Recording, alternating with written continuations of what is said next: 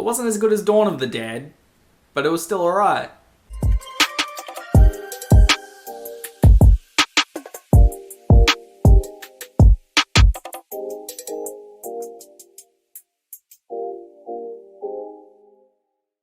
So Army of the Dead was just released on Netflix. It's the new movie from Zach Snyder. It's not a sequel to Dawn of the Dead, even though that's probably his best movie he's ever made. It's the remake of George Romero's classic Dawn of the Dead. Probably the movie that put Zach Snyder on the map, really, as a director. Like, that movie is fucking 10 out of 10. Unbelievable how good Dawn of the Dead is. It had no business being as good as it was. And Army of the Dead, for people who haven't looked into it too much, it might disappoint you because it's not actually a sequel to Zach Snyder's Dawn of the Dead at all. Like, it's a completely new thing. Your main character is basically Dave Bautista. There's a bunch of supporting cast in the film who are all part of his squad to pull off this heist that's in Vegas. I haven't heard of really any of them before. The only one who I've heard of or seen in anything was Theo Rossi, who plays kind of like a really minor villain. He was in the Luke Cage Marvel series. He plays slimy shitbags pretty well. I don't know what he's like in real life. I'm sure he's a real lovely guy, but in this movie, again, he plays a slimy shitbag. What's your basic premise for this movie? Zombies have taken over Vegas. The government has completely sealed it off. The zombies that are in there, they've essentially become free thinking and they have their own rules and their own way of life and whatnot. They're led by an alpha zombie by the name of Zeus, who was essentially like the first zombie in this movie. He was part of what seems like a military experiment that goes wrong at the start of the film, who then turns a bunch of soldiers. If you're bitten by Zeus, it's kind of that like vampire idea where, you know, if you're bitten by Dracula, you become a vampire, whereas if you're bitten by his little lackeys, you either die or you become very sick and you don't turn in the way that you should. It's kind of a similar thing here, where if you get bit by anything other than Zeus, you become one of what they call shamblers in this movie. Whereas if you're bitten by Zeus, you become an alpha. Think of like 28 days or 28 weeks later with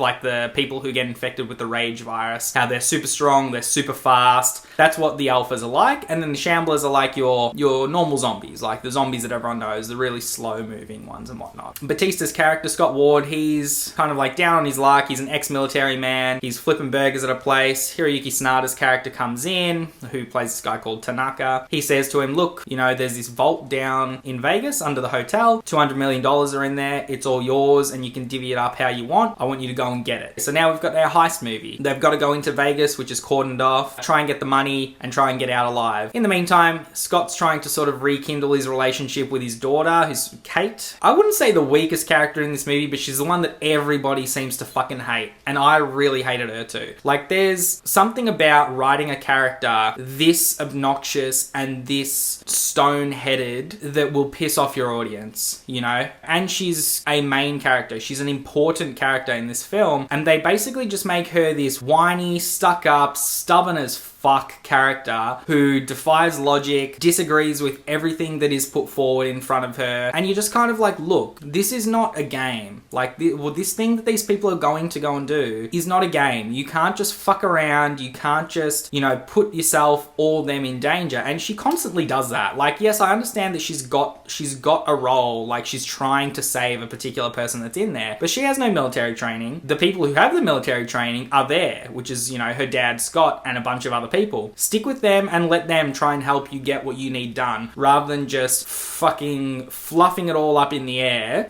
So yeah, she was fucking terrible. I hated this character. Don't blame the actress, because she can only do what she's told. But whoever wrote that character, please fuck off and don't write anything ever again. How's the movie overall? I had a really good time. There is a lot wrong with it. It's very typical Zack Snyder, where he has all these really wanky slow-mo shots of things. He drags things out really unnecessarily. He has like angelic music playing in the background. He's got this like religious hard-on, even though I don't believe he's a religious man. He loves the ideals and like the storytelling that comes with religious references, as you can see in like Man of Steel and Justice League and all of his movies pretty much. Even like Sucker Punch even has stuff like this. The gore is pretty good. The action's pretty good. The characters are all written fine. They're not fantastically written, but the whole thing that we want to see zombies and we want to see action, and we get plenty of that. The Zeus zombie is pretty cool, pretty menacing.